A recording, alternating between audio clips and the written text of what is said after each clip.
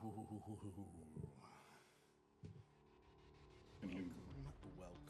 back, everyone. Thanks for tuning in. We got another great episode for you guys tonight. We're waiting a minute or two for Dayton to join us. I am Big Mashu. I am been throwing it around for the DDC for a little bit here. I want to thank everyone on the stream for making it out tonight and showing up. It's not possible without all of you. Mark, thank you. Marina, thank you. Alex, thank you. Dayton, who's not here yet, thank you. He knows I'm saying this even though he may not hear it. And I want to thank all of you following us on Twitch, following us on YouTube, following us on Instagram. It's been so fun. We're growing. We're almost 30,000 strong against all of our platforms. So it's huge. Thank you so much. And while we're waiting for Dayton, I'm going to thank all of our partners that have joined us along the way. First up is Adam's Family Gaming over on Etsy.com. Go check them out. They have all our merch. It's Adams with a Z, Family Gaming. And go check out some of their merch. They have some of our stuff up there. They have some great D&D class stuff, DM gear, whatever you want. Big shout out. Hey, right there. He's got one on. I'd be wearing one too, but I kind of like do the in character thing. So go check out them. Check out Eldritch Foundry now. Get some minis made up. Print them off. Get Eldritch Foundry Unlimited. Get all those minis printed in DXF files ready to go. It's awesome. Go over there, check them out, make some minis. You'll see some of our characters up there very soon from our new project Table of Tales, which is almost done. We're going to be doing a viewing with the club here very shortly once the third episode is done. I can't wait to share that. That is a great project that we did with our partners over at D&D Adventure Club. Go check them out. They are a paid subscription monthly service where you get a kids-friendly D&D module every month, and it's absolutely amazing. I've been part of it for years now, and we were fortunate enough to produce some content for them. So make sure you go check them out. And what about the snacks? Oh gosh, the snacks. Yes, Mythical Meats has been a good partner of ours for a few months now. They've come through multiple times with great snacks. Go check them out. They have all the best beef sticks you can imagine. I have some. You can't see it because my green screen thing is up. I got some right behind me too. Maybe at break I'll grab some and Villain will be munching down. It kind of stinks I made Villain such a vegetarian here, but you know, it'll be even more impactful when he eats one of these delicious beef sticks that they sent us. Hey, let me also just throw this out. My kids are somewhat picky eaters. Sakura, who has helped out in the Table of Tales, so good. Legit loved every single one of them. So good. Yes, they're a great kid snack. They're a great snack all around. We had them at the table, and we continue keeping them at our table. They're awesome. So go check them out here. There's plenty more people I could thank. There's so many great partners that we've made along the way. More we're going to share. But I don't want to hold up too much longer here. Let's go ahead and jump into our introductions. Let's get to the previously, and Dayton should be joining us here real quickly. And he's a professional, so I'm sure he'll be able to pick up right where we need to. For sure. So, yeah, I just messaged him. I got a message from him. He was asking if we were playing tonight, so that's a good sign. He should be on shortly. That said, yes, so thank you so much for everyone being here. I know Matt already did all the pleasantries, but it cannot be stated enough. We appreciate you being here. You know, we do this on our free time. It's something we love to do. It's you know, we put a lot of heart and a lot of time and a lot of effort into these characters and into this story. So we're really excited to be bringing this, you know, to anyone who's interested in paying attention and watching. But that said, like I said, I am the DM. I am cordially your DM. I am DM Mark. And with me, we're short the Tin Man, but for the moment, I have Nico being played by... It is I, Alex, playing your pliable, chaotic Nico. Chaotic is right. Also lovable. Always. We also have Jade being played by... Hey everyone, this is Marina playing the Jade Fox. careful when I'm in the room. Mm. We can trust. And of course, we also have Valen being played by. How you guys doing? My name is Matt. I am playing the group's Astral elf, Valen Yosai. And there's a little thing he used to do when he was racing space hamsters back in the day. And what he would do, he would come out, and this is just like history for Valen while we wait for Tin Man here. But he had this ditty that he would come out to every time, and it would be, so if you hear him saying it, just, you know, that's what he's doing. It's say his name and he appears. I believe in Valen. And that was like a ditty chant he used to come out to before he would race. So if you hear anything like that, just know it's well established and people love it thoroughly. I got no other back notes on Valen. I'm very excited to play here tonight. We got a great episode. I'm so stoked. For sure. Yeah, and that's definitely going to be coming up eventually. It looks like Dayton just popped in, so while he gets situated with his camera and whatnot, I will do our recap from last time. So this is our Light of Xerxes campaign. It's been heavily modified. It's something that I put a lot of time and effort into, a lot of work into expanding the story into something that can properly encase the personalities and the characters that these wonderful individuals have created for this story. And I want to be able to do them justice, and I want to be able to bring their stories to you, as it were, through the lens of this Light of Xerxes campaign. So a lot of work has had to have been done. Hello, Dayton. And so let's, as we were last time, let's go ahead and pick up previously an echo of the Astral Sea.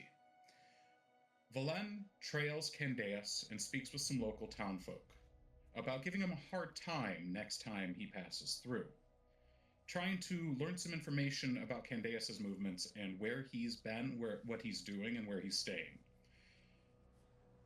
Jade speaks with someone she refers to as Ephemera and shares her plan, asking for assistance in planting her seeds on the bridge.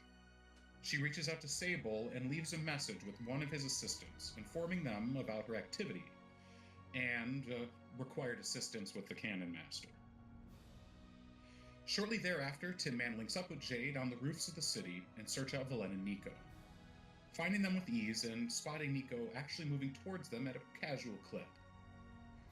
Once they meet up with Nico, they head back to his shop and wait for Valen, who arrives not long after. They discuss their next moves and break for the bridge. Valen catches Tin Man's ear as they're walking and clears the air a little bit about what happened with his wife, before they turn their attention back to the task at hand. They scout the bridge, noting some scaffolding beneath the bridge, and seems to be used for maintenance folk. Tin Man suggests that setting it on fire would give some folk a warning to get away, and offer some smokescreen for their other activities, before the real fireworks begin. They acquire some alchemist fire, with Valen posing as someone named Tommy Two-Time, and head for the bridge themselves. Jade and Nico head off towards the Dead Drop, on the other side of town, being forced to revisit the site they encountered a Lodra. The anxiety grips Jade, but she locates her Dead Drop and retrieves the sonic bombs, acquiring 12 of the silver spheres. With the instruments of destruction in hand and the blueprints of such in mind, they head off to meet the other two at the bridge.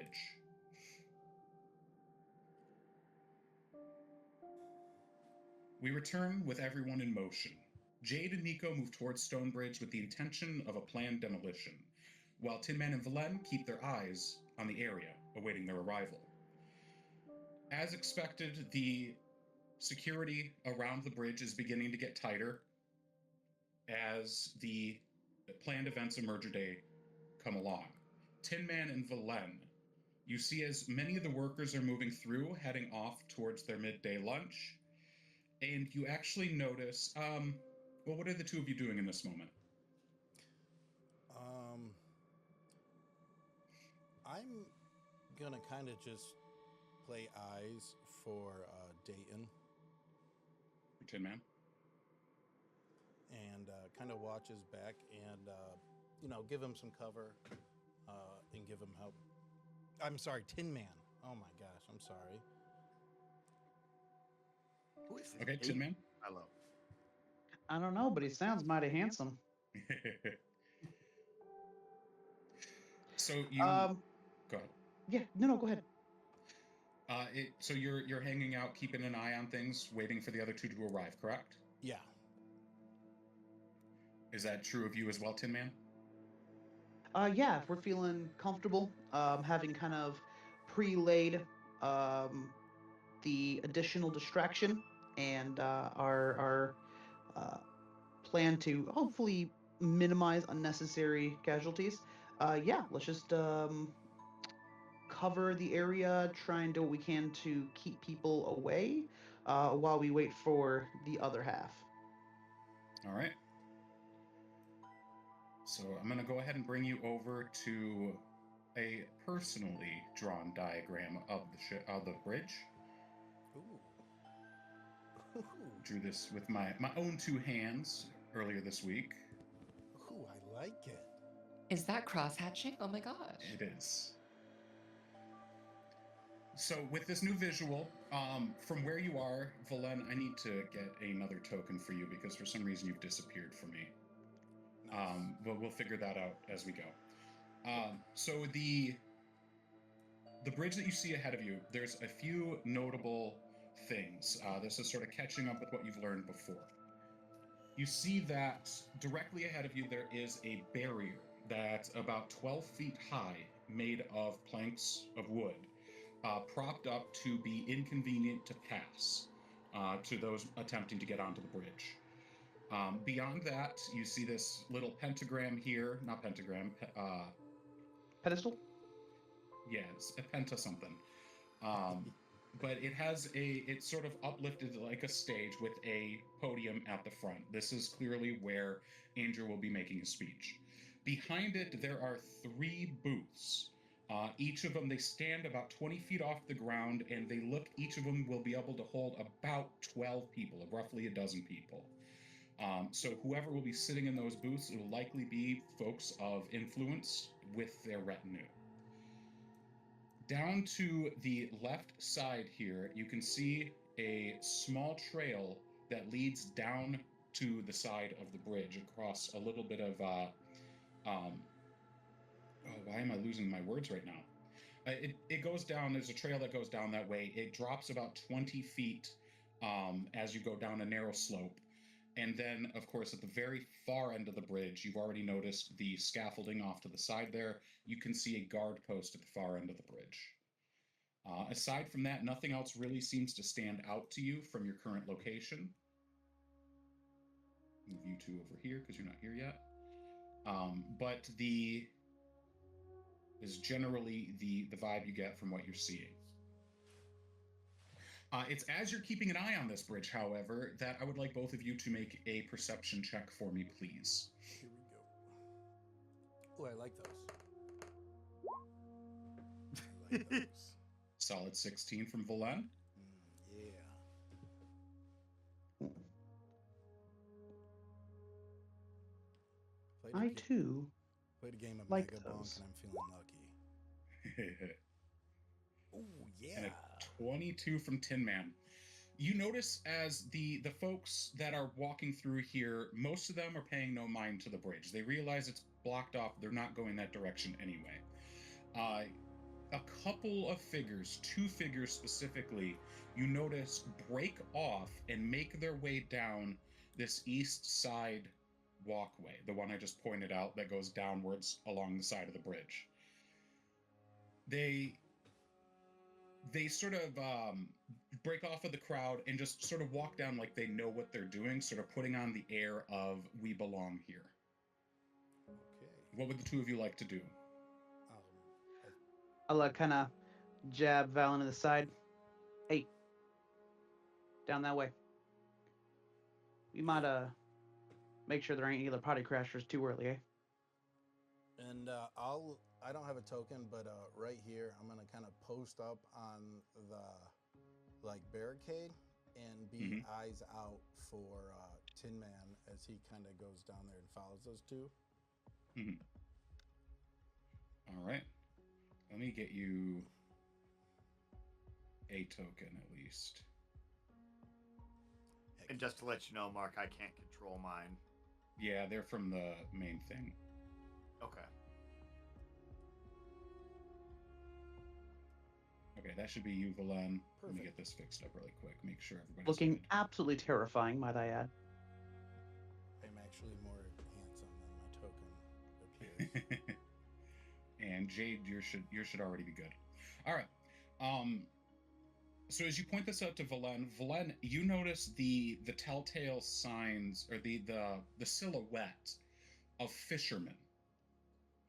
You can see one of them seems to be carrying a bucket of chum or some sort of bait, and a pair of fishing rods over their shoulder. They seem to be a bit taller, of an avian sort. They got like dark brown feathers and some sort of graying feathers around the face, and they've got a long yellow hooked beak, sort of like a seagull. Okay. The other one is sort of lagging behind, just sort of looking around, really just. And you notice it's a turtle of some sort, a turtle-like person who's sort of just shambling along, just behind the bird person. And they sort of seem to be talking to each other as they head down. I'm gonna follow them. Okay, how are you following? Like I belong. Okay. And after seeing them with their fishing gear, I'm gonna approach them kind of like friendly and with my guard down and kind of coy.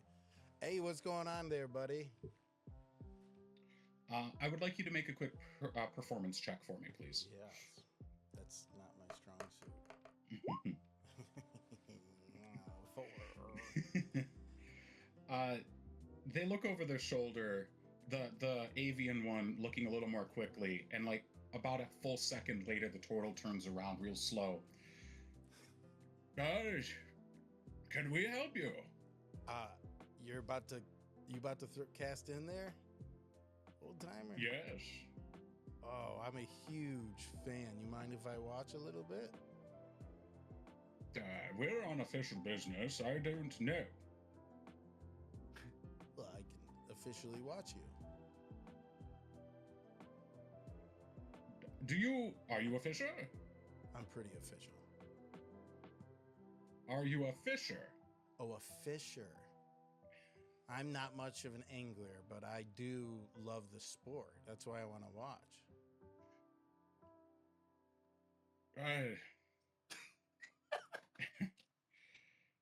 I mean, can you it's teach me? definitely a different request. Can you teach me? It's as you're about to speak, the turtle turns. Hello. I don't mind her. She runs at her own clip. A little bit slower. It's probably great for fishing. You're noticing, or you notice, Tin Man, you actually notice this from a little bit of a distance. They do have 3 rods, and there's only 2 of them. Do you mind if I try one of those? He looks over his shoulder at the 2 rods over his shoulder. This one belonged to a dear friend. We really only cast it out in honor of him. But if you can show us what you can do, maybe you'll get it. I'd love to. A wager then. If you can catch a fish from the lake here within the first 5 minutes, the rod is yours. There would be no better honor for me to win this rod by trial of combat with fish. An interesting way to put it, but I think I understand what you mean. You said that in a really weird way, but I think I get what you're talking about. Well, I can't say I'll be paying you. We are on contract from Xeno Termination, but I think the Skyfishers could always use another. Indeed. And you should bring your I'm gonna your look little at servant Tin friend Man with you. like so excited that I have like a pole and I'm like whipping it around. I'm like, Tin Man, let's go. We're going fishing. I'm just gonna go ahead and make my way up. What'd you get yourself into now? We're fishing, and I'm like I'm like kind of have like the tip of my pole like right in front of him.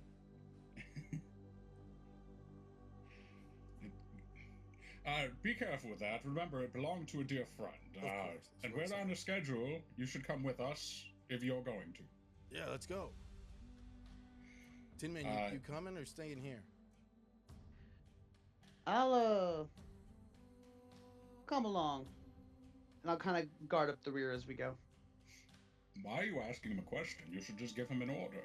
Well, that's not how I operate. Anyway, he turns and starts marching down the side way there. It's after you've already started moving away, the turtle goes, "That belonged to a dear friend," and then starts shuffling after you. And I kind of look back at Tin Man with a big smile and like, like I'm so excited for this. So you follow down this path, and you see that it leads down to a small beach against the Rock of Brawl, or the Lake of Brawl. It seems to have, the water is a little lower down, like it's high naturally, but this has to sit up high for when it's full. So it's about 30 feet down from where you are, so you went down about 60 feet. Okay. So it's about 30 feet up, and you're on a sort of a small cliff that looks a bit like a beach. Yeah. Hold on just a second. Okay. So as you're on your way down there, the avian fella turns around. "The name's Bagsy Winden. It's nice to meet you. I didn't catch your name." Valan. Valan. Valan Yosai. Feel like I've heard that name before. It gets around, not as much as it used to. Maybe I can bring it back, and I'll like hit the pole like kind of quick, whipping it, and like maybe I'll bring it back with this bad boy. You thinking of making your name as a fisherman? Hey, don't know what the future holds. Very true. Much like fishing itself, you never know what you're gonna grab. Very true indeed. Well, you be careful with that pole. It's got some secrets, it seems. But let us get set up, and you see he sort of pulls off his backpack, sets it down, pulls out a couple of chairs that he just sort of, and it opens up, and sets them down. They just unfold. He has a seat. Well, I didn't bring a third chair, but feel free to have a cast. And I'm gonna like sit down like crisscross applesauce like a kid would right next to their chairs. And I'm gonna try fishing and a cast. All right. Tin Man, what are you doing at this moment? Part of me is still kind of focusing back on the bridge, still kind of occupied with making sure that nobody comes by and catches a whiff of the flammable materials too early, or try to keep an eye out, see if maybe the other two are making their way over there. But also, some part of Tin Man just kind of keeps looking over and seeing Valen just be like way too excited, way too childlike wonder, and also, you know, as much as the guy is always a bit of a joke, genuinely enthusiastic about something, and just kind of like, okay, yeah, let's see what he can do. You do notice that beneath the bridge, the scaffolding seems to go most of the way over, but not entirely, from the left side on the screen here. But you don't see any people up there right now. It seems to be pretty dead. There's no one there. Aside from that, you can see sort of like the tops of heads moving along the edge of the bridge above you. It doesn't seem to be that anybody can really look down here that easily, considering the angle you're at. You're almost tucked under the bridge, as it were. Pretty safe location. Yes, a switchback. That's the phrase I was looking for. The trail down is a switchback. Ah, yeah. Ah, okay. So wow. Okay. Sorry, I'm trying to remember my own map here. Yeah, so you could see them moving along up top, but the scaffolding area is pretty much entirely dead, as it were. Perhaps they've been vacated for the events that are happening, and they don't want that extra sound. It's hard to say, but for now, it doesn't look to seem as though there's anyone up there. Valen, Yeah. I would like you to make 3 survival checks for me, please. Survival. 1, 2, eek,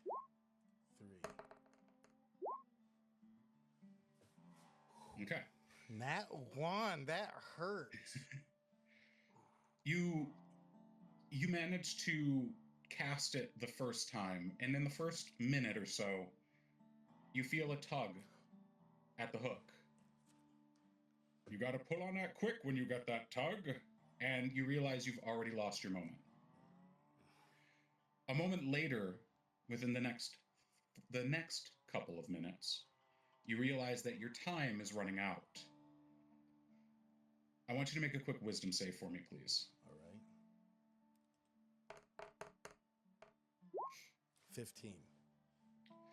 This time, you cast the rod, and you notice as the hook sails a good distance, but doesn't fall. It keeps going, and going, and going. Uh-oh. And after a moment, you're in stunned awe. You feel a tug. And I'm going to yank it like, whoa. The world slows as you feel this tug. And you can see what looks like a hologram of yourself yanking to hook whatever you've grabbed. And you follow suit half a second later, and you feel as though you've landed. I need you to make a strength check for me, please. Oh, yes.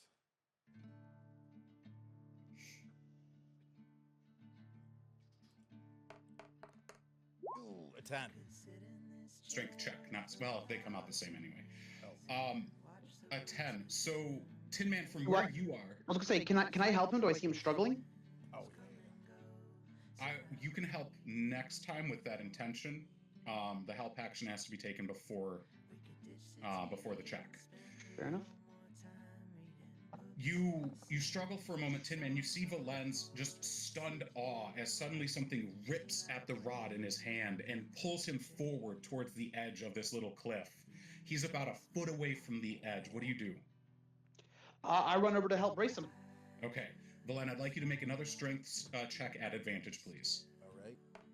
So that is a 16 and a 4. So 16. Okay.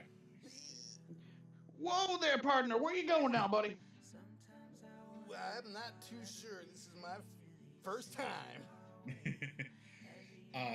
You both watch as you sort of, Tin Man's pulling you back, and you're trying not to go off the edge. A scaled hand rests over yours, clamping your hand to the handle of the rod, so you can't let go. And then very slowly, the other hand comes over and starts turning the reel for you. You're supposed to do it like this, slow and steady. Slowly. And you can see, like, her arms are rippling with muscle. Like, whatever's pulling you off, she's holding it with ease. You see your Bagsy off to the side to sort of give a smirk and go back to his own fishing. You're too nice to them. And the line starts coming in. Ooh, we got it. And you keep pulling, and then suddenly you see something coming in from the sky. And you realize you've hooked a ship. A full spelljammer up in the sky you've managed to hook. An entire galleon is backing into the airspace of Brawl. And you can see the people on top of it panicking, like, what is going on? And you see as the turtle looks up. Oh. Big fish. What do I do? Catch and release. And I'm gonna like shake it and try You- to.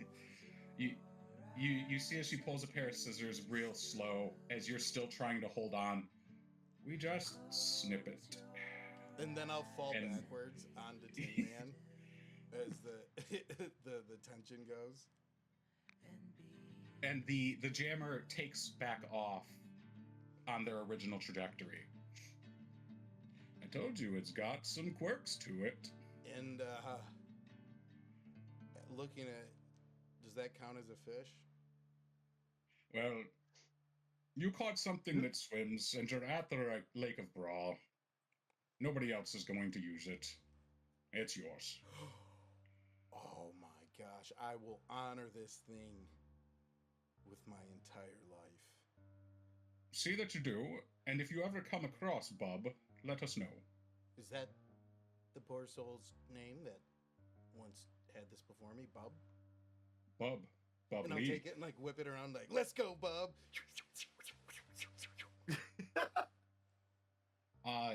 Tin Man, you recognize the name Bub Lee. Bubbly. It's the name, yeah, Bub Lee. Bub Lee is a famous fisherman in these parts.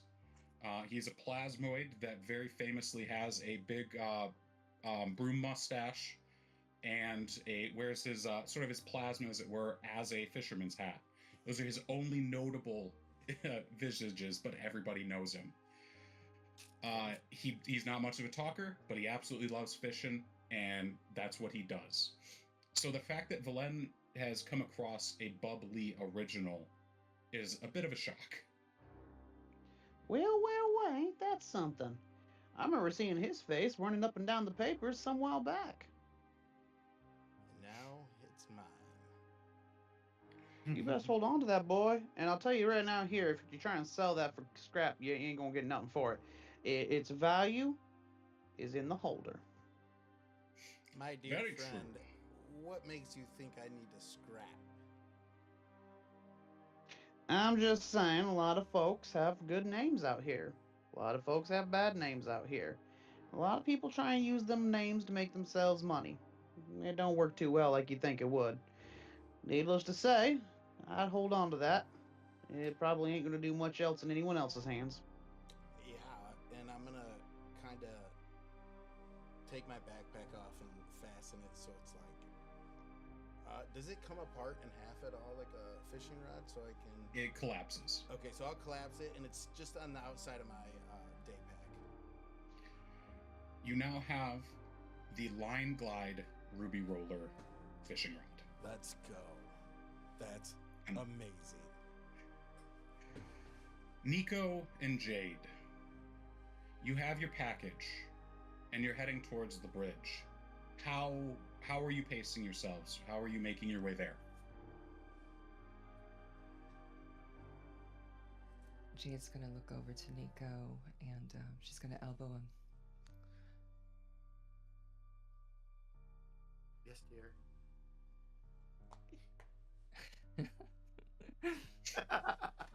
Nico, such a gentleman. I was actually very surprised that he said that. Nico, keep your shape tight and your eyes on the joints. We're not sightseeing, dear. Walk like you belong, act like you're bored, and that's how you disappear into a crowd.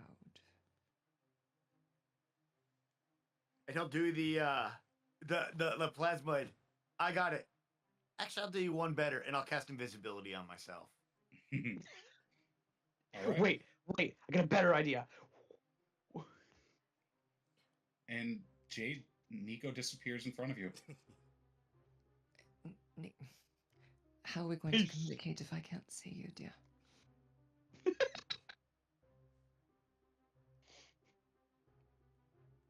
I'll whisper really quiet.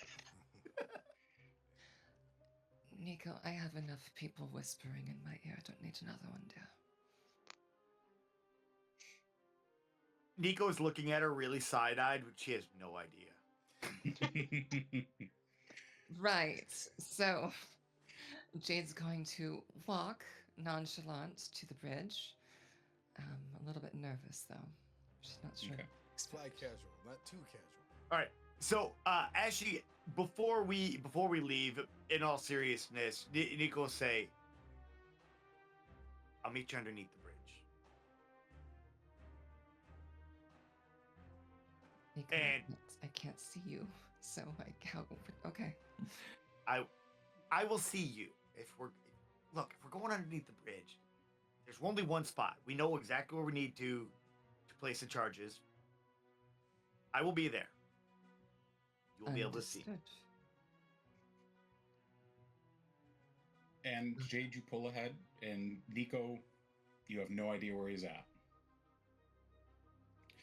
It only takes you a couple of minutes to get up to the bridge, and as described before, you could see that there does seem to be a way down at the far, far end, but on the same side is another walkway down to the left.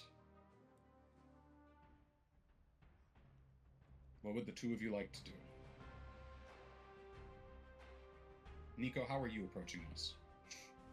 Being invisible and all. Carefully. Like, I'm not trying overly to stealth. Because I mean, as you said, it's a big crowd of people. They're gonna be walking like normal, but skirting the outsides, trying not, to limit the amount of things that I have to interact with to get to the bridge. Okay. And once you're at the bridge, how are you approaching your moves from here? Because where we want to place the charges is basically up underneath that little barricade right there, correct? So the place that you're looking to place the charges, you can see up to the left, on the upper left, there's a wooden platform there. That's where the scaffolding is. Okay. And that would be the ideal place to set this, to minimize casualties, potential casualties. Okay. You said the barrier's 12 feet high? Correct. Is there room to go around it, or is that a sheer cliff? There is room to go around it. It's a very narrow area, and you can see that there are guards on both sides, but they're not standing in the way. Actually, I'll do you one better. As a plasmoid, I can fit under things that are about an inch, correct? Is there an inch gap underneath the barrier? There is, yes. I am 100% going to flatten myself out and just underneath. All right. You get through, and you are now in an area. You can see a couple of guards on either side sort of patrolling up and down, but otherwise the area is completely desolate. There's no one here. It looks like everything's already been set up, and it's just waiting to be occupied. All right.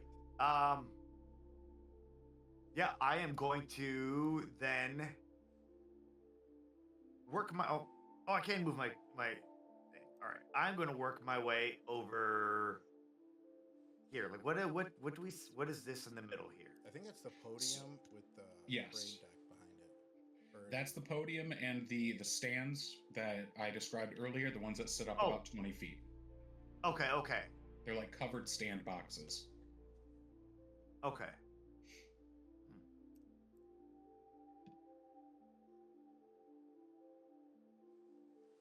I am going to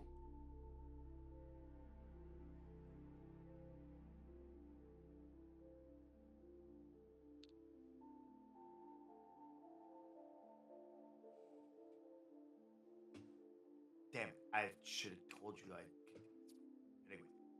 I am going to. Is there a rock or a screw or anything like that, like on the ground? You can easily find some rocks or something. Like just a non-magical, basically a non-magical object. What I want to do is, I'm going to use magical tinkering to create a lit stone. Essentially, I'm going to just kind of like a signal, and cup it in so a way that while still invisible, it can't be seen. And then, Okay. Do you do a little more scope? Yeah. A way to signal for Jade. Okay. Absolutely. So with your makeshift with your makeshift light in hand, Jade, as you approach the bridge, you also see the way down to the left. You've been here, you've scouted this out, so you have a pretty solid idea of where to go and what to do. There seem to be 2 ways down to that scaffolding. There is the path to the left, and then if you get to the other side, there is a maintenance corridor that you can go down, a maintenance ramp that goes down to that scaffolding. Do that in One Morse more code. time. So your methods to get down, either you could go through the water and climb up, which would be going down this left side path. Oh, why did I start up the wrong game? Which would be down that left side path and taking a boat across, or you can get to the far side and work your way down the maintenance corridor, as it were. I'm gonna do the maintenance corridor. Okay, so you're gonna try to get to the far side in Hightown? Yes. I just. All right. Yeah. How would you plan to do that? There's 2 guards, right? There's guards patrolling up and down the left and right sides, and there's 2 standing at the nearest side of that barricade. I'm going to cast Pass Without a Trace. Okay. Should help me get past them, and I'll sneak. Jade's going to notice these 2 buffoons as she has scouted them out. And Do I see before she goes stealthy? Do I clock Jade? Because I am specifically looking for her. I'm gonna have you roll your. Well, you do see her at the far end, yes. Approach, because she's not being stealthy yet. Okay. Well, Seeing I guess ultimately her. that's your choice, Jade. Were you being stealthy on your way in? I was trying to, yes. I don't Okay. want anyone to see me. I mean, if you want, I'll roll perception just to see. Yeah. Because what I do next depends on if I can see her approach or not. So you use your Pass Without a Trace. I'd like you to roll your stealth, and then Nico roll your perception. Yeah, it's a cheat. I wouldn't notice a butterfly in front of my face. No. Okay. You're looking for rocks on the ground. Yep. No. Oh, nice roll. my man. God. Just don't 36. worry about it, Alex. Don't worry. Or Nico. Jade's more invisible than you are, Nico. Yeah. This girl is gone. Jade, taking your own advice, you walk through. Nobody seems to be paying any mind to you. You belong there as far as they're aware. Nice. Understood. So through the maintenance access, I'm able to get close to the bridge. Yes, you'll be moving up the left side here, so you'll actually be moving the same way as Nico. You're looking to get up here on the upper left side.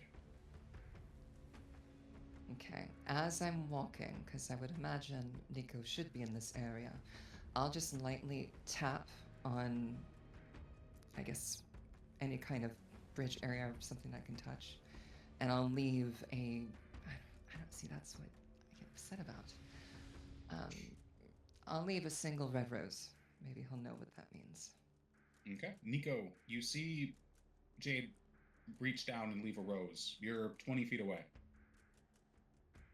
Oh, I will. You definitely hear that. Oh. And I will uncup my hand a little bit so that she can see the light. Okay. Say, Do I that see? way.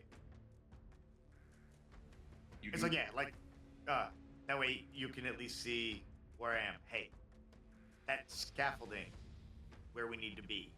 We need to get down there so we can start placing charges.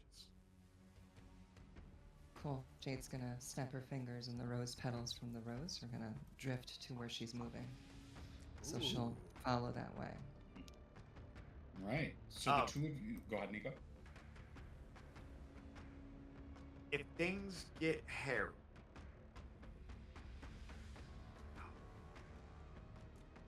I will pick up another object from the ground and infuse magical tinker. Oh no, actually, I only have one thing active. Never mind. Damn. All right, never mind. Keep moving. All right, so the 2 of you continue moving northward along the east side of the bridge. I'll let you move your tokens. Tin Man and Len. Yes. What was that, Evelyn? Oh, never mind. I'm sorry. I misread Yeah, the clock. we got 10 minutes. It's all right. I mean, if you need a bathroom break, we could take an early break. No, Okay, carry on. So Tin Man Valen, the from where you are, you do see one form walking up the side of the bridge, though they seem to be ducked down a little bit. You can't quite make them out. As far as you're aware, it's probably a guard. That said, you do notice that there are a few people on the lake today. They are seeming themselves to be fishers or just general folk out on their boats. There's about 3 or 4 boats out there, and you can see that there is one tied to a small dock about 20 feet down from where you are at the water's edge. That said, what would you like to do here?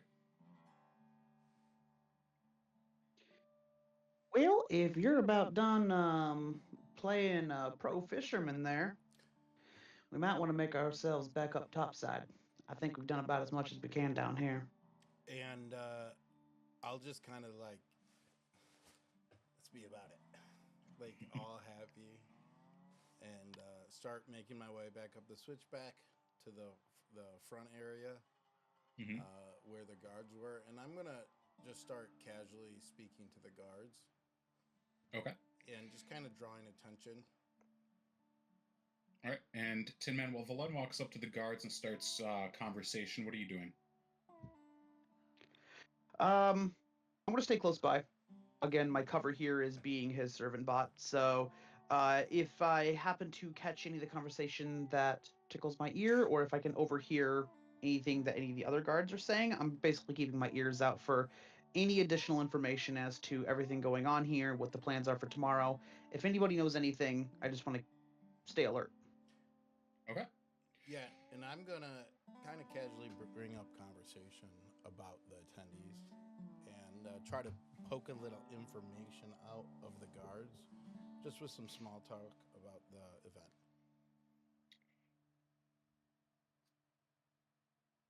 Ooh, excuse me.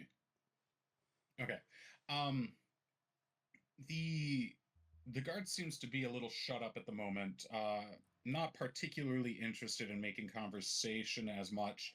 Go ahead and make a charisma check for me, please. Yes, sir.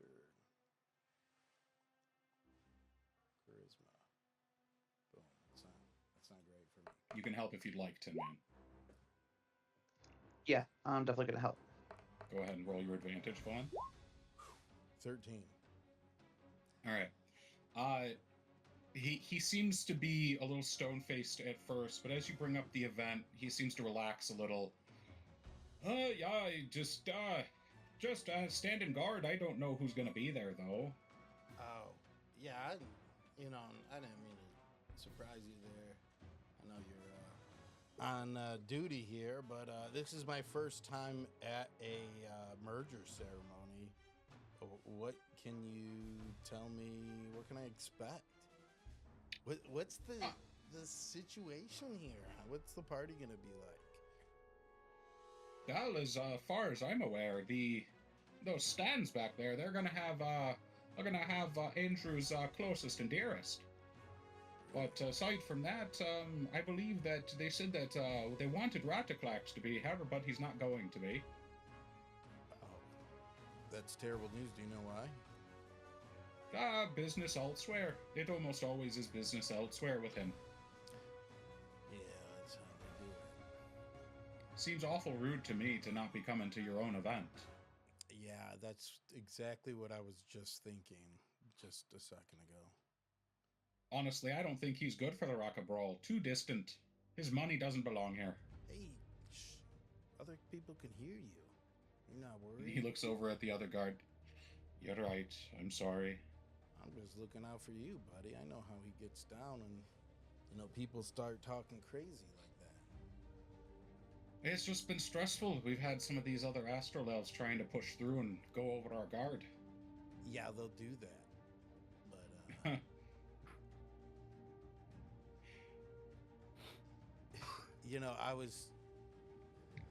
But, I was hoping you could save a front row seat for me up here.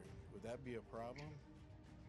There's no front row seats here. This is just for all smoke and mirrors. There's gonna be people here, a lot of them, but it doesn't mean nothing to the common folk. We work all the same. All right. Well, I really want to see this. So I'm heading out here. What's the easiest way to get from the market district to here? Oh, the easiest way. Oh, you take the west side, Okay. and it's almost a straight shot. All right. Well, I don't want to miss it, so I need to know a quick way to get up here. Good shout. You might want to leave early, though. I hear most of the things are going to go off earlier than later. Thanks for the tip. And, of course. Be careful what you say about the old Radiclax there. Your secret's safe for me, but you never know who else is listening. Yeah, it's just easy to get complacent with him so distant. He's out in the belt. Something about Salomon Nestor. Really? Yep. Do I recognize that name? There. Salomon Nestor is one of the central cities, very much in line with Renasus, though it is in the, what one might say, the bougie part of the belt. So Salomon Nestor, you haven't been there, you've only heard the name from a distance. Whatever it is, a lot of people like going on vacation there. Hey, I appreciate your time, and I'm gonna flip him a silver piece, like kind of toss him one. And hey, stay on guard here. I heard this party's gonna be a big one. Well, I only hope it stays tame. I'm at this post tomorrow as well. Good to know. What's your buddy's on post too? Tomorrow? No, I think he got the day off. Lucky guy. Yeah, lucky guy. Well, that's all right. As long as the barricade stays up, nobody's getting through. Ain't that the truth? And I'll kind of turn back to Tin Man. I'll be like, well, Timothy, where should we go next, buddy? Oh, that's a funny name for a bot. And I'll turn around like, ain't it though, right? Yeah, yeah. Doing everything in my power to not glare at both of them.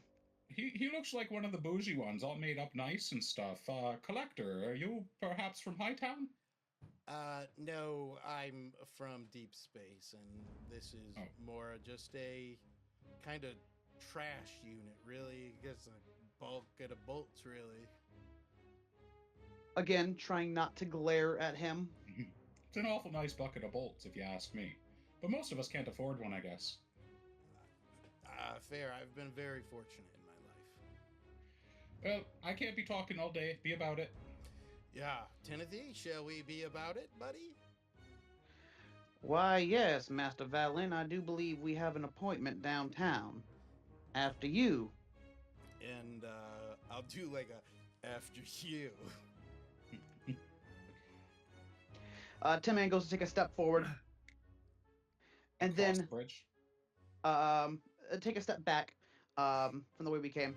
And then stop and turn around. Real quick, there was farms on the right side.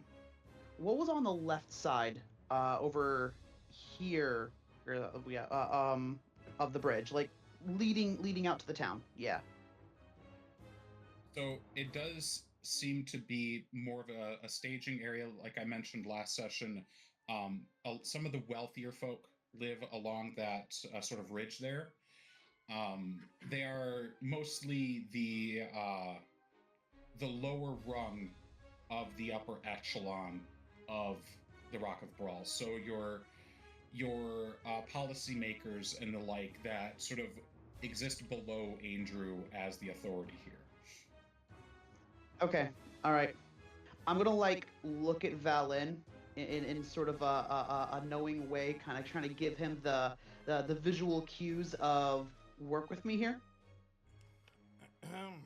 And I'm gonna kind of stop, kind of half turn back to the guard, but still kind of facing Valin, be like, but wait, Master Yosa, I believe the original purpose of speaking to the guards was alerting them to the rumors that we heard. We had overheard someone in the lower districts plotting something to cause trouble tomorrow. I do believe we overheard they were planning on hiding over in that direction, opposite of the farmhouses. Was that not the original intention? Was to inform the guards of this critical piece of possible information? Thank you, Timothy. That's enough of you. Please, thank you. Yes, I do. How could I forget? I had a few pre-party drinks, if I have to admit it, and it had slipped my mind. But my good serving friend here does bring up a good point. I have heard rumors of a kerfuffle that could be taking place, over there in that way, and I'm gonna point until Tin Man nods his head. Yeah. Kind of help guide his finger. That way over there. Both. I would like Valen. I'd like you to make a persuasion check with advantage, and then we will see how that plays out after we come back from break. That's a 15. Okay. All right. So we're gonna go ahead and take a 5-minute break, and we'll come back to that in a minute. See you guys soon. Hey everyone, thank you for tuning in tonight. This is another great episode. I'm loving it. We have plenty more action to come coming right up for you guys. I want to take a minute here to thank all of our partners and viewers. That's you guys. Our biggest partner right now, Adam's Family Gaming. They have all our merch over there and some more great merch available for D&D fans all alike. I think Alex has got a shirt on underneath. I wear them on the stream. Go check them out. They're incredible. They're great. You can get them for anyone in your family. Love them. They got class shirts, DM shirts, race shirts. It's so fun. They got great content over there. So go check them out. Another big shout out to our partners over at Eldritch Foundry who make all of our minis possible, especially in our live productions that's coming out soon, Table of Tales. They gave us an Eldritch Unlimited account to make all the minis and print them. They'll be available soon, very soon, when the show gets ready here, and I cannot wait to share that with you guys. Big shout out to Mythical Meats for all the food. I'm gonna go get one right now, actually. Give me 1 second.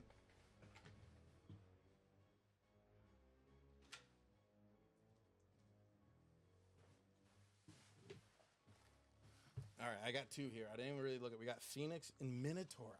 Of course, I pull Minotaur. The very first character I ever played was a Minotaur, and I have some real reservations about eating Minotaurs. So we're gonna put him off to the side. I know Marina put it in chat that she wants to eat Minotaur because she knows it upsets me. We're going to Phoenix. This is probably spicy. It is turkey with beef snack stick peppered. So this is from Mythical Meats. Go check them out. Grab some meat sticks. Enjoy them. That's good. As a player, this is good. As my character, who I foolishly made him a vegetarian, he would still enjoy it immensely. It's good. Go check them out. Mythical Meats. Use DDC Live at checkout for 10% off if you're ready to go. Go check out our partners over at Die Hard Dice. They kept it real. They sent us like $500 worth of dice for Table of Tales. It was awesome. We got a review of all those dice. We're going to be sharing them soon. Check it out. That's really it. Go check them out. Tell them that Big Mash You from the DDC sent you. Like us on Instagram. Like us on YouTube. Like us on Twitch. Share us. Follow us. Get some snacks. Tune in. All right. I got to use the bathroom. We're going to be back here shortly in 2.5 minutes. See you soon.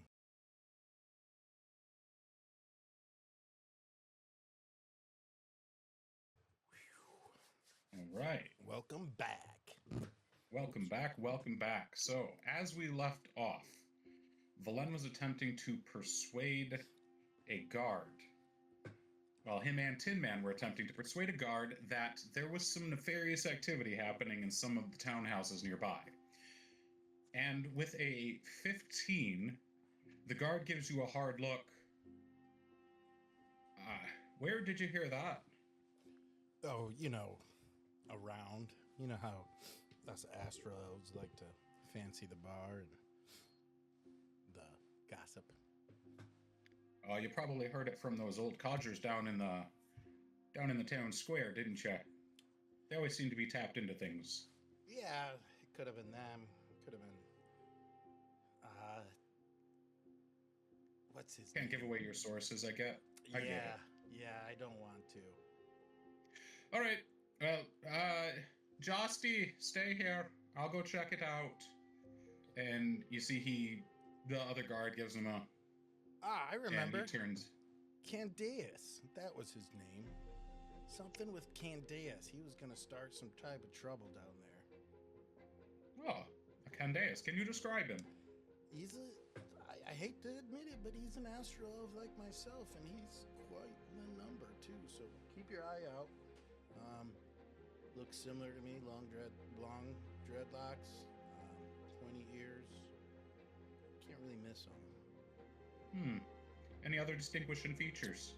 I can't remember any, but can I roll to remember? Well, one you would remember immediately, and it's sort of indicative of most astral elves of the Xerixian persuasion, is that they have the eyes of Zix, golden irises. Yeah. And I'll kind of like pull down my glasses, and you'll see that my golden tint has worn off, but I'll be like, you'll know when you see them. Oh, interesting. Don't think all right. Golden eyes, understood. We'll keep an eye out. Thank you, good citizen. You have a good day. You too. And he turns and starts heading off towards those houses to sort of get eyes on what you're talking about. This does leave the left side of the bridge open. What are you doing now? Kind of turn over to Valen in hushed tones. Bucket of bolts, huh? Hey, you gotta sell the lie. Well, forgive me. I got a weak spot for good men of the earth. I figure if he gets it did come off the tongue easily. I apologize for that. It's all right. Not the first time. No, you'll have to forgive me. I got a bit of a weak spot in my furnace here for good folk, and he seemed like good folk. Reality is if he's stationed here tomorrow, it ain't gonna look too pretty for him. But if he were to bring news of a possible something happening that way tomorrow to his superiors, well, he might just be stationed somewhere else. Nonetheless, people are gonna get hurt here tomorrow, and if nothing else, I'd like their attention to be a little more on that side of the bridge. Fair enough. Collateral damage. I like your style. Or a lack thereof, if possible. Yeah. That said, kind of looking around for a second. What's the other guard doing right now? The other guard is... he's just sort of hanging back. He's leaning against the barricade. He's sort of hugging his spear to his chest. He's puffing on a cigar and just sort of watching people walk past. He doesn't look like he's expecting any trouble. You want to see if we can slip a little further up there and get better eyes on this little howdy-doody they got going in the middle of the bridge? Yeah, let's get close. All right. Are you both trying to slip past, I presume, quietly? Yeah. I would like you both One guard is easier to fool than two. True. I'd like you both to make a stealth check, please. Oh, thank gosh. It was almost a 3. There's a natural 19. Yeah. All right. We'll come back to that in a moment. Nico and Jade. Nico, you've made it almost all the way across the bridge, and you can see over the edge where the scaffolding begins. From the very top edge of the bridge, it is about a 50-foot drop to those scaffolds, unless you take this path to the upper left here. That would require moving up north a little further, but if you feel like the persuasion, you can drop down if you'd like.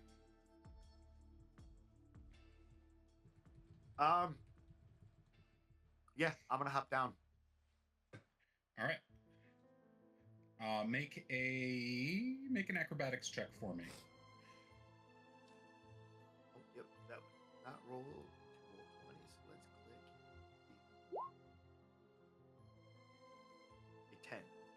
All right. Jade, ahead of you, you see a poof of dust sort of leap into the air, settle back down, and a moment later you hear a splat and a as Nico lands hard. About 50 feet down, Nico. Wow. You're gonna take two force or blunt damage for falling. That's not bad. No, it minimized the dice. But Jade, you do hear Nico, or something that sounds like Nico, jump and then splat about 50 feet down on the wood. What would you like to do? Jade's gonna take a moment to just kind of squint in that direction and just assume he's okay. Nico, I need you to make a concentration check as well. Carry on, Jade. Is he That's okay? just a constitution saving throw, right? Yeah, pretty much. 13. Okay, you managed to maintain your invisibility. All right, so She's like, wait, there's a save? Is he okay? Hold on everything. I gotta make sure my soft slimy boy's all right. Hey, carry on, Jade. Jade appreciates the enthusiasm, but a little bit more tact could have gone into this. Yo, Nico is so ready for this, like vibratingly excited to do this.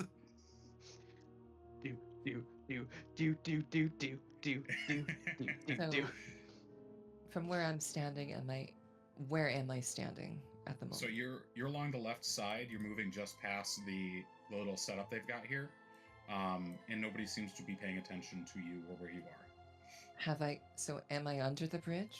You're on top of the bridge still. You're moving across to get to the far side to make it down that maintenance. Yeah, Nico ramp. just vaulted over the side. I see. There's a nice path down here, a switchback. If you will. But you can see that this ramp at the far end, the part that's got that nice little cross hatching on it, it sort of loops under the bridge to where that scaffolding was. Okay, now I understand. Thank you. Mm-hmm. Yeah, I'm gonna keep on making my way over there, as sneaky as possible. Okay. So following in his steps. All right. So you get to the same spot you saw him jump. What are you going to do from there? Are you going to carry on northward and try and make your way down the ramp, or are you going to jump after him? Can I estimate how high the jump is? It's about 50 feet up. 50 feet, 50 feet. Correct. Jade's not gonna play that game. She's gonna go up and around. All right. You carry on up and around. You do notice that there is a guard tower that's sort of this half square, or not tower, little guard nest hangout. That's sort of right there. You could see that there is a couple of folk inside of it, but they don't seem to be paying too much attention. On the Hightown side of things, even the grass looks greener over here. They are not concerned at all with anything happening on this end of the bridge. That's comforting. All right, so she's going to keep going. Okay. You make your way up to the ramp, and like I mentioned, it just sort of curves underneath the bridge down to what looks like a small forest of scaffolding that are hung underneath the berth of the bridge. They sort of expand out about 50 feet, and they come down from the bottom of the bridge another 20. And it looks like this is used for folk to come down here and sort of work on the bridge, climb across. You see pittons along the underside. That way maintenance can come through and make sure that the bridge is in up and running condition, and to repair it wherever needed. Nico, you see the same thing as you reconstitute. I think at this point, Jade's going to kind of look down at her palms and wonder when Ephemera's going to give her some seeds. I was waiting for you to ask. I was a little curious how we were going to play this game, dear. What do you need, specifically? How close should I be? Where should we start planting them? You know, I'm all ears. Mark, you said there's no one down here. Like, there's not really anyone underneath here, correct? Correct. There's nothing moving down here from what you can see. Okay. You do see Jade working her way down this ramp, though. I will again, kind of signal with the light, um, and at the same, and just go, Jay, over here. Deal with your friend. I will make sure that you get what you need in a moment. Understood. Do I recognize the flashing? Do I see It seems to be directed at you, yes. You do see it. Okay, so I'm gonna make my way over to Nico. Am I still passing without a trace? You still have it active, yes. Perfect. It's up to 10 minutes, is it? Yes. I think it's an hour. I can't remember. It's really long, though. Right here. Duration an hour. Yeah, you absolutely still have it in effect. Okay, pokey dokey. It's only been about 20 minutes.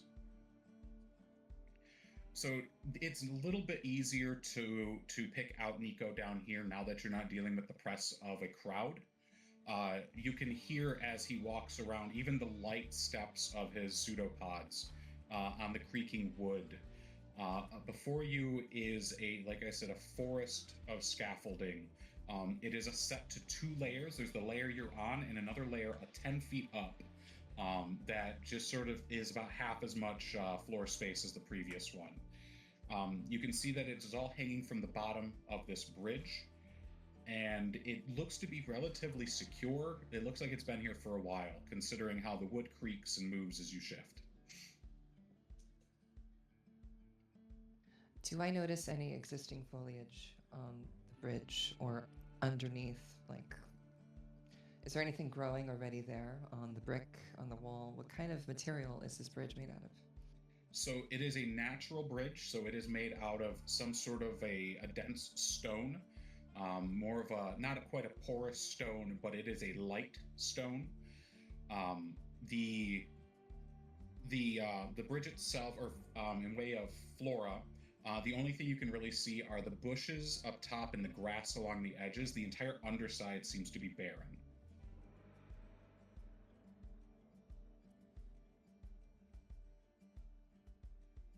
Interesting.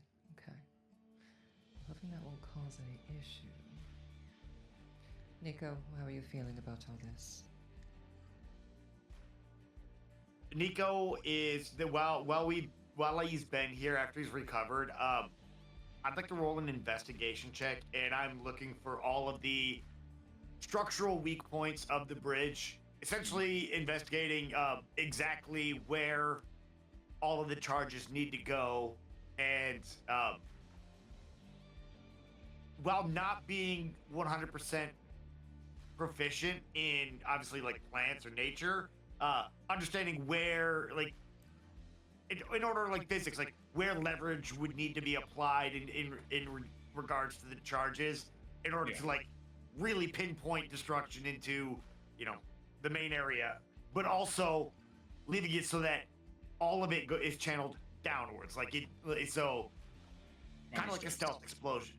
Yeah, as you said before, setting them up in a way that they sort of cancel each other out sonically, but not so much enough that they are going to destroy each other. They will shake and make the bridge a little less stable to allow the plants to do their job. Yes. Or vice versa. But yeah, okay. And you had done a hologram of this back in your shop, so I'm going to give you advantage. All right. Because you've planned for this a little bit already. If Nico vocalized that, I'd happy to give my advantage too. So 18 as well. Not great, but an 18. You recall most of the places that you picked out when you were planning this. You can have your advantage as well, Jade, because you were part of the planning. You remember them all pretty well. Some of them are going to be a bit of a reach because the scaffolding doesn't go all the way out, but that's as easy as climbing the pittance across a little bit if you can localize these in sort of this end of the bridge. Collapse this part to let the rest fall. Jade, with a 21, you feel an instinct, sort of a natural perception of This rock is not strong enough to keep out a determined root. And you have determination. You get this impression, almost not quite overlaying your vision, but you can look and immediately pick out every spot that your seeds would have the absolute most effect. Just put a pit in the rock and place the seed, dear. I'll do the rest. And you feel one of your pockets suddenly laden. That should do enough.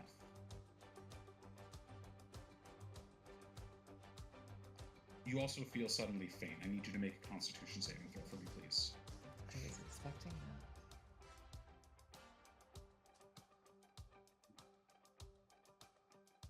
Oh, sorry. I wrote the wrong thing. Hold on a sec. Where is it? Okay, I feel a little. I haven't done one of these in a long minute. Where is it? You made a Constitution save. Yeah. Oh, thank you. I'm a little silly. Yes. And with a natural 20, you realize that whatever created these seeds was a physical drain on you. Keep your mind about you, dear. We can't have you falling asleep too soon. Can't have too much fun too quickly. Meanwhile, I'm popping 20s. Oh my gosh. Dude, your guys' dice are hot. there seems to be a small disappointment behind the voice as it withdraws. Jade's gonna notice that disappointment and get a little bit uncomfortable about it. But she'll catch up, mention over to Nico. I've got my heading. Do you have yours? Let's do it. All right. So as you two go about setting your charges and planting these seeds, both of you had stellar investigation checks. You do notice as you're moving about this scaffolding that one area, there's a section of boards that seems particularly well traveled, and it's pressed right up against the sort of the low hang from the bottom of the bridge at the far end. The rock there seems to be a slightly odd shade, and it seems to sort of stop a little suspiciously at the boards. Sort of like come down and stop at the boards instead of being a natural growth like a rock would do. And Jade, just naturally having a nose for mysteries and noticing the things that are not meant to be noticed, you notice that one of the scaffolds is a long plank, or sort of a 4x4, and there seems to be, it's in too good of a condition compared to everything around it. And you notice that there's a seam set into the center of this that sort of carves out a rectangle about 2 inches long.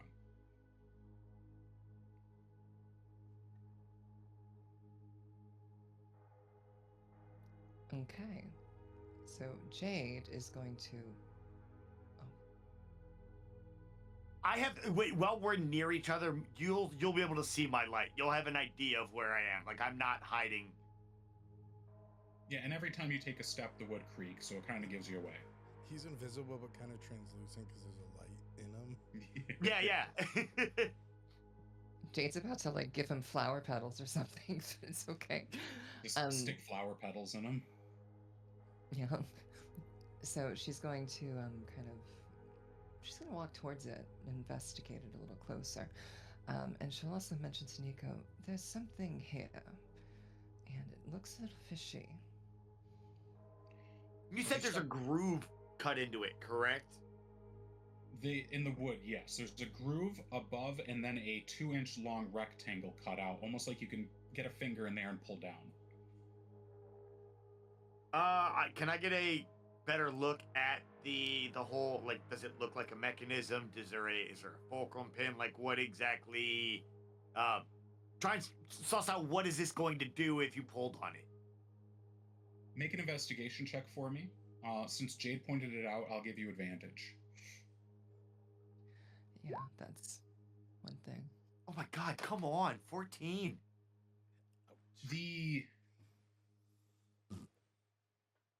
You get the feeling that whatever it does, Jade points out the odd shade or the odd colored rock wall. It's got to be related somehow. You can't quite tell exactly how. Yeah, I can't figure it out. I really want to pull it. I want to pull it too, but I'm also curious if we pull it, would something awful happen? The whole bridge falls apart. I planned for it the whole time. Is it arcane? Can I roll an arcane thingamajig? Yeah, you can make an arcane check, see if there's any magic about it. A thingamajig check.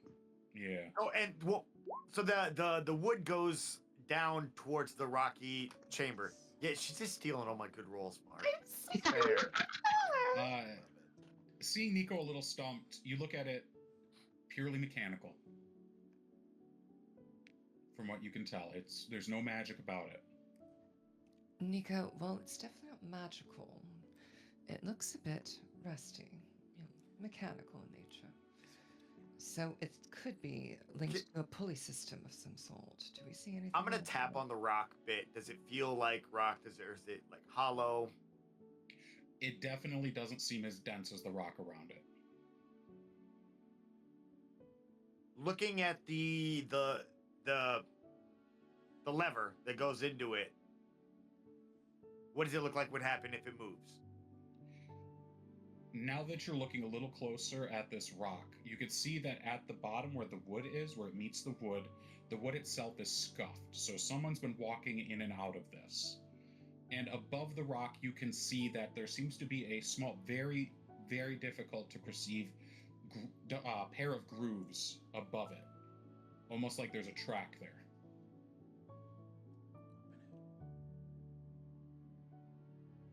Jade, pull the lever. Jade pulls the lever since he's very sure of it. Wrong lever! Wrong lever!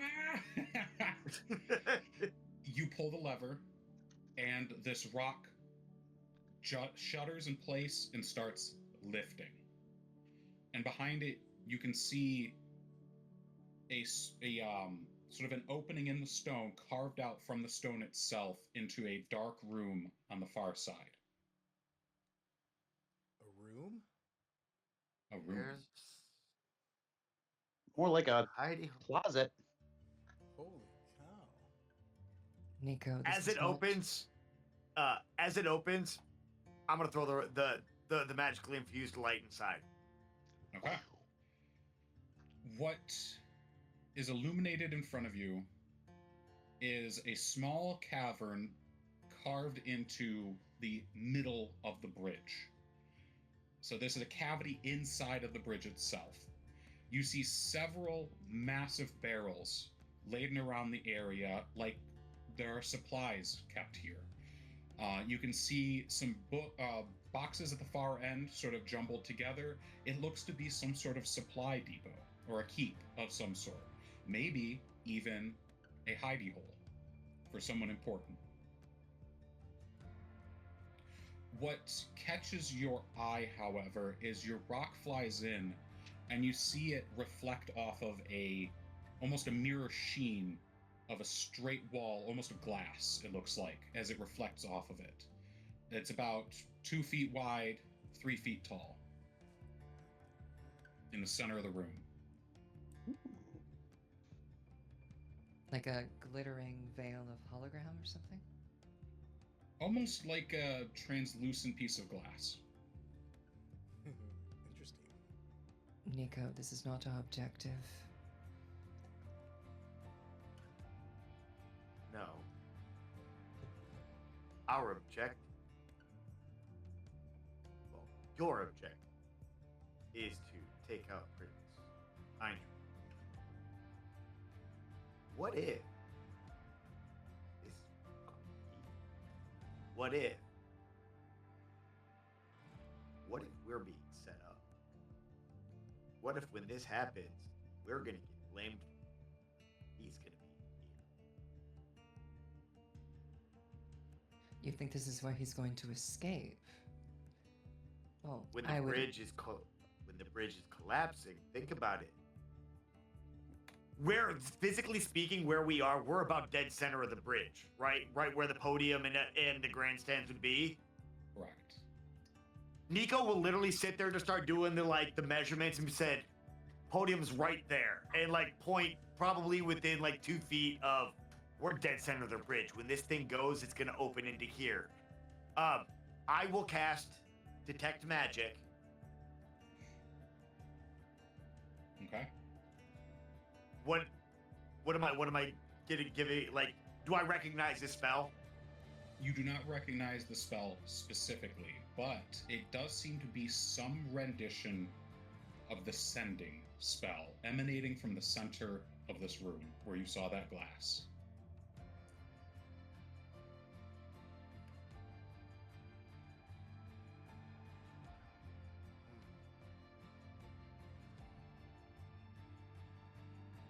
What are you thinking, Nico? I don't like this, but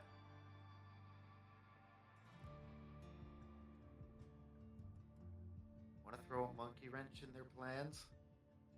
I'm always up to cause problems. Let's take out. I just want to say we do it swiftly. Can you hold all of this and not topple over? Oh, we're not stealing. I will say, going doing the calculations in my head, going, okay, if we shift these around, put one of the explosive charges in here. Yeah, it's a closed area. That's gonna take damage. Essentially, yeah, kind of see if I can get it away where it's we put one of the charges in that points directly back out of the entry, just to kickstart the whole thing. All right. So you're going to start planning charges? Yep. All right. You can go ahead and do that. Jade, what are you going to do? You see Nico setting to work. Jade's got a pocket full of sunshine that she likes to call caltrops, and she's very tempted to put these caltrops in certain places.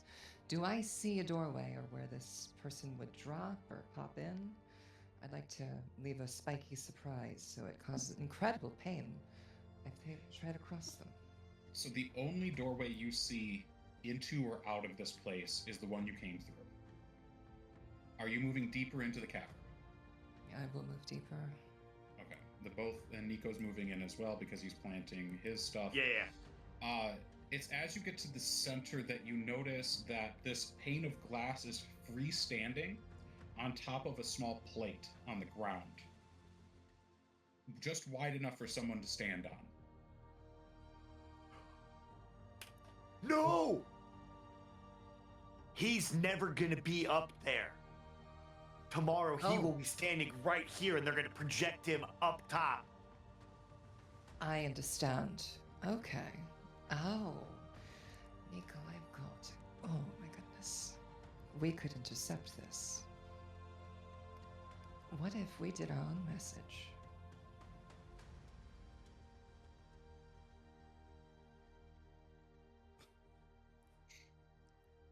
Nah, to be honest, we can't.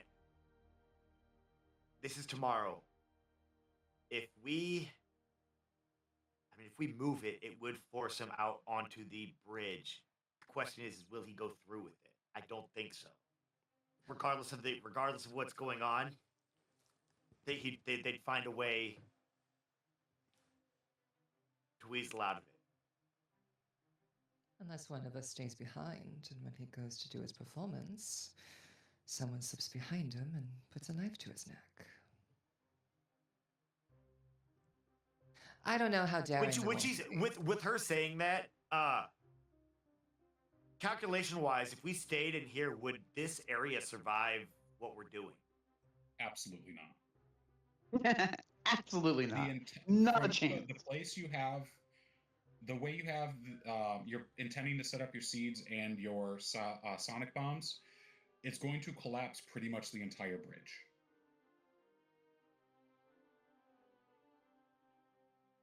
Nico, maybe we just swipe these supplies. I have strong inclination that this is going to collapse. I do as well. We're gonna put one in. And I will say, like, Nussle it, so it's like it will be behind Andrew, so when the whole thing goes, it will look like he's getting blasted forward by something invisible. Just melts. Jade, as you're walking through, considering where to place your seeds, you notice a great place to collapse this place would be down the line of the floor and down the line of the ceiling. This is a cavity. If you collapse both the upper and bottom part, the whole thing's going down. Oh boy, is Jade gonna do that? Yeah, I had half a mind to start planting in here, to be honest with you. All right. What are both of your passive perceptions?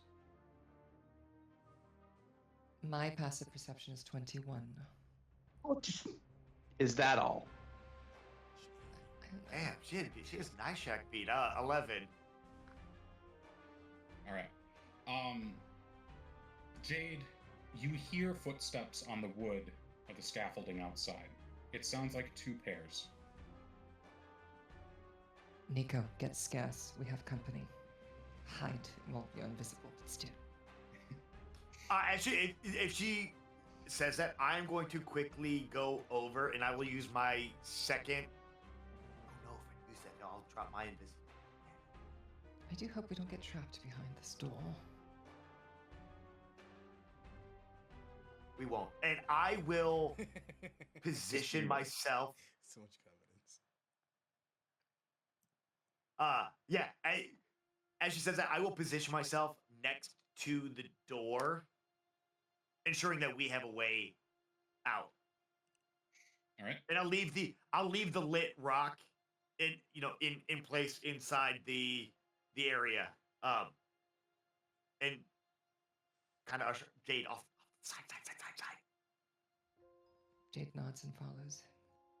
Your pass without a trace is still active. It's still within the hour. She's still gonna do it. Yes. No, I'm just making sure you're aware. Where are you hiding?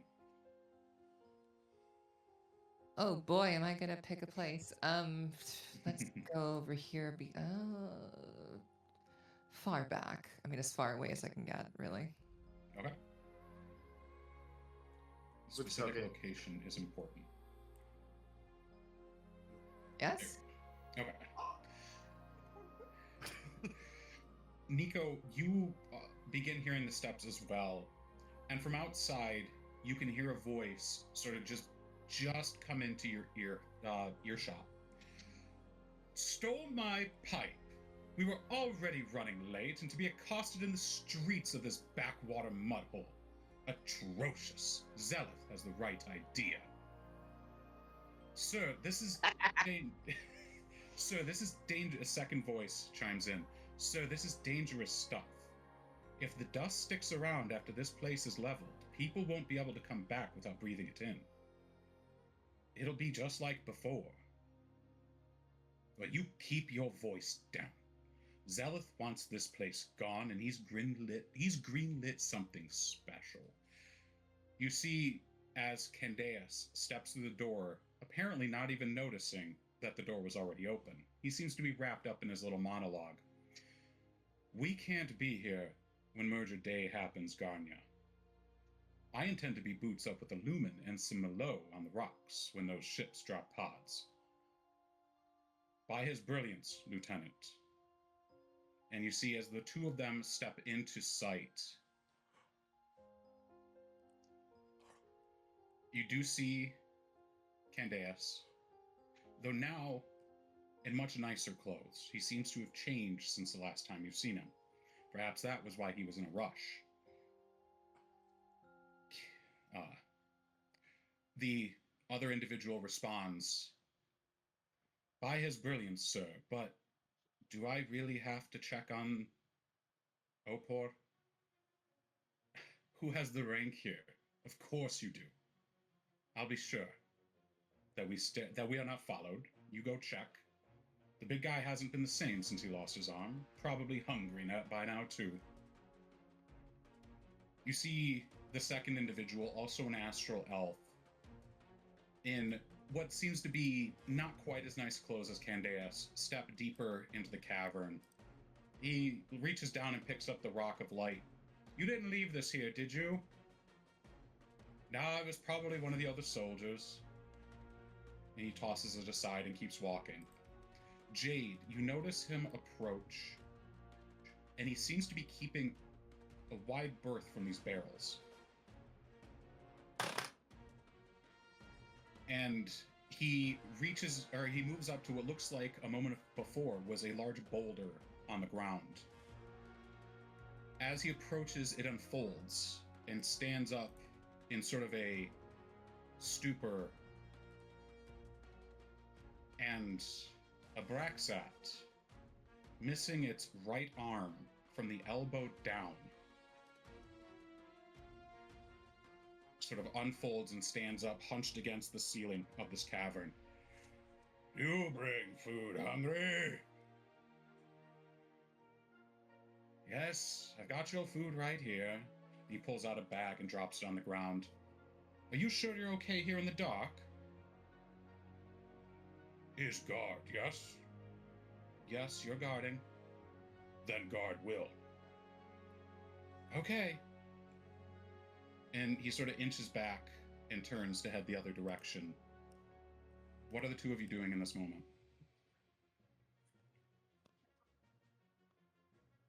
They're both taking a breath right now and unclenching their backsides. No, Nico, hearing all this, it's gunpowder in those barrels. I could have told you that, but I didn't.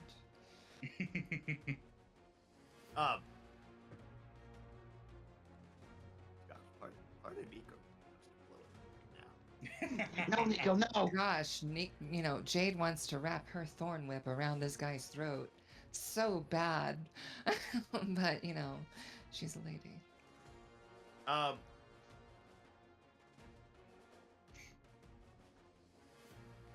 Okay. I am going to...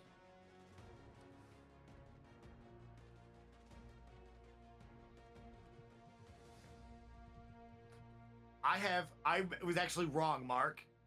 I can infuse up to 4 objects. That makes not sense. Just 1. I'm going to infuse 1 with the smell. It's going to be the most foul smell ever. Like somebody who hasn't showered in weeks. And then in the other, it's going to make a sound. I can make it transmit a sound that is a non-verbal sound. Fart noise. I'm going to make it sound like Fart some noise. kind of... Fart noise. Oh, yes, 100% fart noise. And I'm going to take both of them Flatulence. and throw them as close as I possibly can to Candaeus. Okay. Candaeus, that's about 10 feet in front of you? I thought him. No, that's the assistant that's with him, the lieutenant. Candaeus is the one near near you. Okay. The odor is going to go by the lieutenant. Okay. I am going to try and sleight of hand put the farting object into Candaeus's pocket. Okay. All right. Or, Go ahead and make I should put both of them in there. Should put Do it. both of them in there, actually. You're invisible. You'll get advantage. Put them both in. All right, both of them are going into Candaeus. Okay. Come on, dice! Come on, please, kidding me? please, for once. That's a 7. Are you kidding me? Come on. You, as you I reached for the stars. As you sneak up behind him to drop these in his pants or like in his pocket, he. Oh, what is that odor? Was that the Braxat? I told them we needed some ventilation in here. Oh, it's disgusting. I'm not even sure the prince is gonna come down here tomorrow if it smells like that. Hurry up, get out of here, Garna. And he doesn't seem to have noticed you've done it.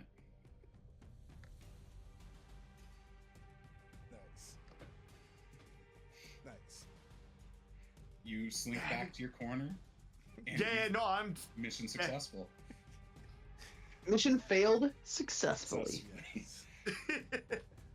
He seems to be in a hurry to get out of here. Garnya, his lieutenant, sort of picks up the pace and turns to jog back to him double time. Yes, I very much like to be away from Opor. He's... Oh, what is that smell? Is that me? Is that sticking to me? No, it's you. Is that onions? You need to change your pants. Shut up. You don't talk to an officer that way. And they turn and walk out. So, Mark, I have one more object. I'm going to Yes. try and put another one in the other guy's pocket as well. Okay. Make your sleight of hand. At advantage because they're... That's a nat 20! Give me Yeah. advantage! Because you're invisible, you still damn get your advantage. With a natural 20, it's as he's sort of like, is it me? Oh God, it is me. Oh, it's you as well. Oh, just being around him reeks. And they both turn and start heading out a little quicker. We need to get back to the agency and get a shower. Or perhaps And we at can that- find it's one at of the that point- mercanes with prestidigitation. The other stone starts farting, and it is 100% coming from Candace's pocket or pants. Every step. Oh. Oh dear. God, they cannot roll a perception check for their life.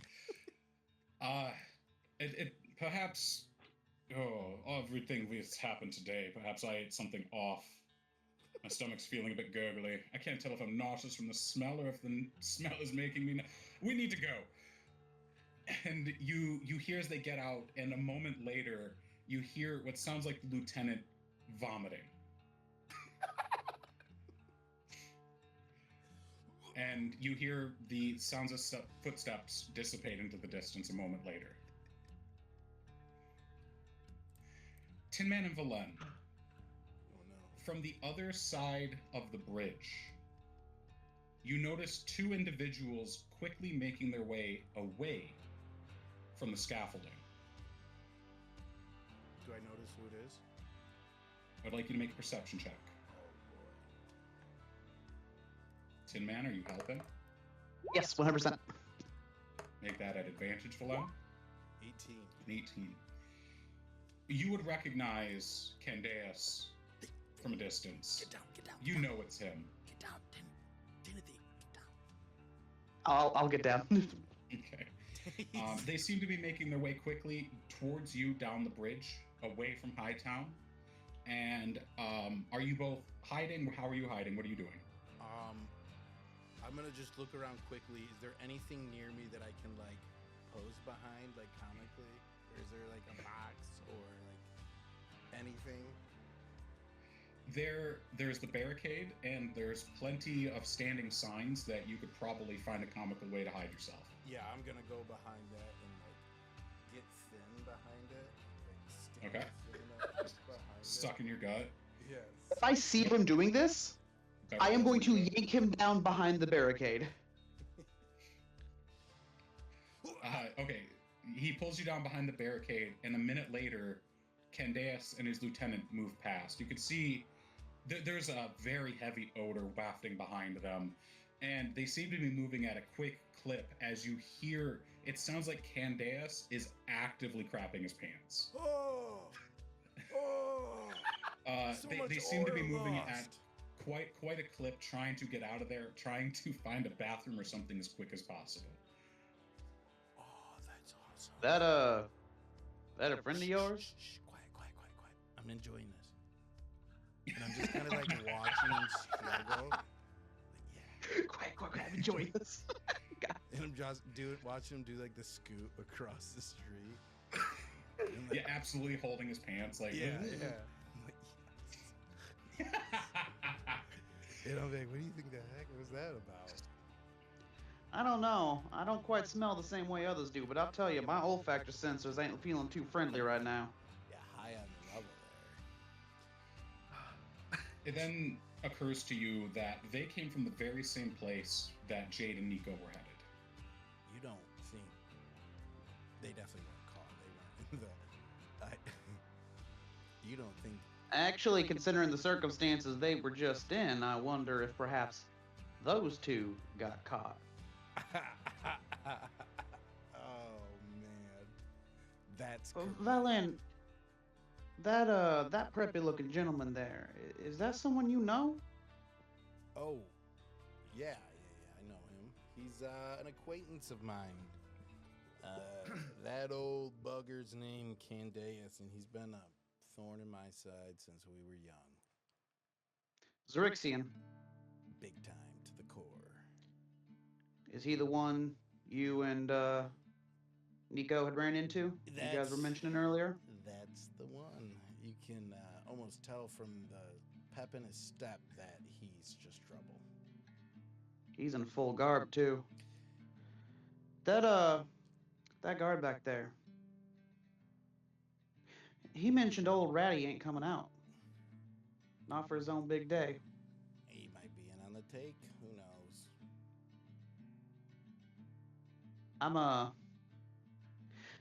My logic sensors might be defrying here. But I think I might actually start being agreeing with you. It's hard. I'm wondering. It's hard to make sense of these backwater political dramas that play out here. I'm wondering. Kind of, you see T-Man kind of look away for a minute. Kind of gives a quick whistle to himself. Thinking back to the friend that he met a few days ago. I wonder if that there prince is being set up on purpose. I don't think it's any smoke he can't handle. I can promise you that. If someone Says the man who was swearing by a Xerixian invasion a couple hours ago? That's exactly my point. If he wants to come out here and have a little blood party and go home, he's more than welcome to do that, and no one's going to stop him. And if he gets I don't like it for whatever's happening out here, it's just a notch in his belt, another story he's taking back to the Empire. I don't think he's going to care. Yeah, but what about the rest of the folks here on the Rock of Brawl? I mean, yeah, that's what I was saying. They don't have a good future ahead of them, that's for sure. One, I want to be Mark, do the people of Brawl genuinely like Prince Andrew? I'll answer that in a minute. I'm going to let Matt and Dayton finish up their moment. The light of Brawl is going to get real dim real quick here, and I don't want to be around here to see how dim it gets.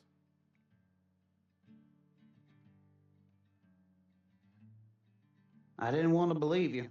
I was really hoping it was just another one of you ripping and rantings, but I wish it was. dang it if I ain't got a bad feeling in my gut about all this. Well, good news is we got a good ship. Good news is we have a ship. And hopefully we'll make it back there and get the heck out of here before whatever they got planned is got going on.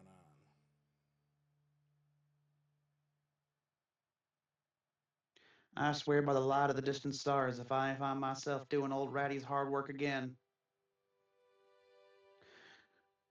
They just came from whereabouts we believe our friends were setting them charges, right? Let's go see if we can track them down. Yeah, let's take a look here. You're going to track down Nico and Jade? I don't think we're going to track them down. We're going to follow their path and just look at the main area, like Okay. Tin Man had said before. But we know they came from their direction, so we're going to slowly make our way up and inspect the kind of ceremony deck. Okay. Make a quick stealth check for me, both of you. Nico, to answer your question, it seems that the closer you get to Hightown, the happier folk are. But it seems to be that's where most of the wealth is concentrated. Folk like Arnott, the Elmanders, the folk in Elmanders, Sharkier herself, and just general speak around town is that if you're a little person, Andrew has no love for you. Okay. And it goes both ways, is that if you're a little person, there's no love for Andrew. He's very much here to secure his power and make sure that he holds his power. Okay. In fact, there were even a few rumors that he had offed his own brother in order to be next in succession. All right. So Tin Man and Valen, with an 11 and a 10 stealth check, you get the feeling that you've managed to slip by unseen. Thank God. Whether or not that's true, who knows? And Perhaps we'll find out. I'm just going to walk with confidence at this point. All right, so you're heading up towards the staging ground? Yes, sir. All right, what are you doing? You're just looking around. What are you looking for specifically? Nothing real specific, but I'm just trying to get an idea of what's up here, the structure of it. Can I see if there's any traps or magic or anything up here? Sure. So you come up to the sort of the stage that you imagine Andrew's going to be speaking at. And at the forward point of it, you notice that there is a slightly elevated platform. It looks to be some sort of black metal. And in front of it, a podium made of glass. One side of the podium, specifically the side next to this platform, seems to shimmer a little bit differently. Can I do an Arcana check to see what's going on? Certainly. Oh, come on. Natural one. For an Oh, I see what he's looking at. You do. What's all that then?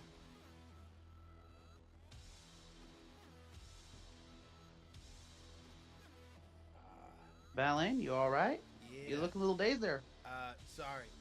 Yeah, this is some type of glass podium, but that back glass looks a little off here.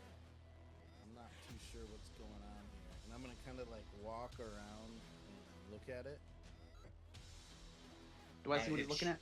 You do. It shimmers in a completely different color, sort of like an iridescence, like a soap bubble, as it were. It seems that the glass side, the glass pane, is actually connected to the plate itself and not the podium. Like, it is set within the podium, but it doesn't look like it naturally connects to the podium. Can I take a look at it, investigate a little bit? Sure. Anything you want me to roll on that? Yeah, make an investigation. Oof. The rolls are not with us tonight. I don't know about that. Yeah. No, you don't out. Dang, throwing shade. You look at it and it scratches a familiarity. You know you've seen a device like this before, but wherever you saw it, you can't quite put your finger on it. You can't quite dredge up the memory. But you know it's definitely got some sort of magic to it. You just don't recall what. All right, Tim, why don't we push on back and wait for the other two and get ready for this thing to go.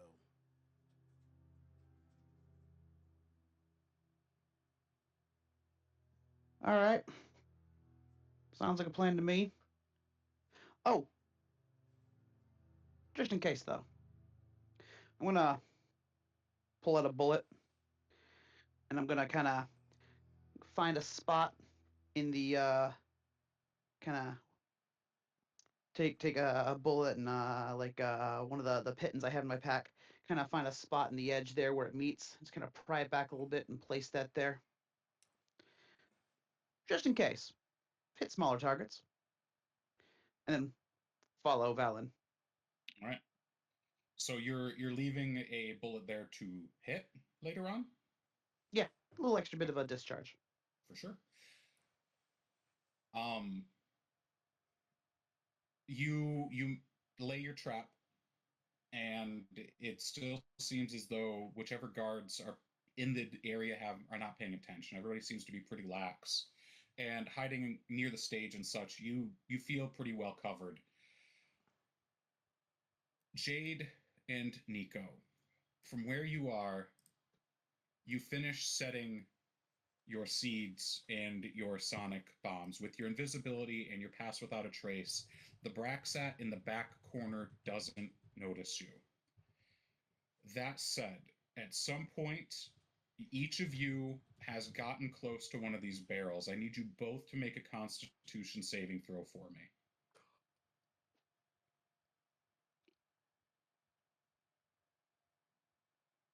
Yeah, Alex, you're right. Sorry.